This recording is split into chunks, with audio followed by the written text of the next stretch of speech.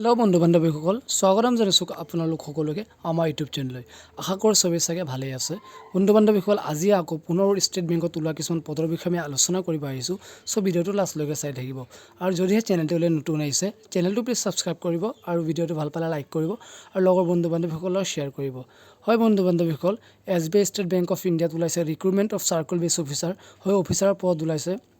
পদৰ কাৰণে এডভাৰটাইজমেণ্ট ওলাইছে তো কেনেকুৱা ধৰণৰ পদ হয় ইয়াৰ আপোনালোকৰ সিলেকশ্যন প্ৰচেছ হ'ব কিমান কেনেকুৱা আপোনালোকৰ এডুকেশ্যন কোৱালিফিকেশ্যন কিমান বিচাৰিছে দৰমহা কিমান হ'ব গোটেইখিনি বিষয়ে আমি আগত আলোচনা কৰোঁ তো আপোনালোকে মোৰ স্ক্ৰীনত চাব পাৰিছে সো ইয়াত দিয়া আছে eligible candidates R registered on যেটো আপোনাৰ ইয়াৰ আপোনালোকে ইয়াৰ এপ্লাই কৰিবলৈ যেটো লিংক দিয়া আছে সেইটো ওপৰতে দিয়া আছে এই লিংকটো মোৰ ডেছক্ৰিপশ্যন বক্সত দি দিম তো আহক আমি পদ কি ওলাইছে চাই লওঁ তো ইয়াত আপোনালোকে লিষ্টত চাব পাৰিছে টোটেলি পদ আছে বন্ধুসকল 1400 চাওক টোটেল পদ দিয়া আছে 1400 তো কেটেগৰী ওয়াইজ ভাগ কৰি দিয়া হৈছে সো ৰিজন ওয়াইজ ভাগ কৰি দিয়া আছে আসাম অৰুণাচল প্ৰদেশ তাৰপৰি এইখিনি আমাৰ মিলাই 45টা পদ আছে এসসিৰ কাৰণে তাৰপিছত আমাৰ ইয়াত এসটিৰ কাৰণে আছে 22টা ওবিসিৰ কাৰণে আছে 81টা তাৰপিছত ইডব্লিউএছ ৰ কাৰণে আছে 30টা টোটেলি আমাৰ অসমত আছে 122টা পদ সো টোটেলি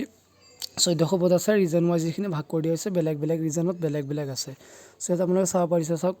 কেটেগৰী ওয়াইজ ভাগ কৰি দিয়া হৈছে আমাৰ পদসমূহ সো ইয়াৰ এলিজিবিলিটি কি বিচাৰিছে আহক আমি চাই লওঁ সো এলিজিবিলিটি আপোনালোকে চাব পাৰিছে ইয়াত চাওক এসেনশিয়াল একাডেমিক কোৱালিফিকেশ্যন কি লাগিব আপোনাৰ জৰুৰীকালীন মানে একাডেমিক কোৱালিফিকেশ্যনটো কি লাগিব graduation in any discipline from a recognized university or any equivalent graduation qualification so আপোনালোকে গ্ৰেজুৱেশ্যন হ'ব লাগিব যিকোনো এটা স্ট্ৰীমত আপোনালোকে গ্ৰেজুৱেশ্যন থাকিব লাগিব আৰ্টছত বা কমাৰ্চত থাকিলে আপুনি ইয়াৰ কাৰণে আৰামত এপ্লাই কৰিব পাৰিব তো ইয়াৰ এজ লিমিট কিমান দিয়া আছে বন্ধুসকল চাওক চাই লওক এজ দিয়া আছে চাওক নন বিলো 21 ইয়াৰ্স নট এবভ 30 ইয়াৰ্স আপোনালোকৰ এজ কমসে কম 21 হ'ব লাগিব কম 21 আৰু অতিকৈ বেছি 30 তো এজ ৰিলেক্সেশ্যন দিয়া আছে শিডিউল কাষ্টৰ দিয়া আছে 5 ইয়াৰ্স তো ওবিসি কাষ্টৰ দিয়া আছে 3 ইয়াৰ্স তো এজ ৰিলেক্সেশ্যন আছে তো এজ ৰিলেক্সেশ্যন মিলাই যিমানটো এজ হয় আপোনালোকে তাতকৈ বেছি হ'লে ইয়াৰ কাৰণে আপোনালোকে এপ্লাই কৰিব নোৱাৰে সো ইমানটো আপোনালোকৰ ইয়াৰ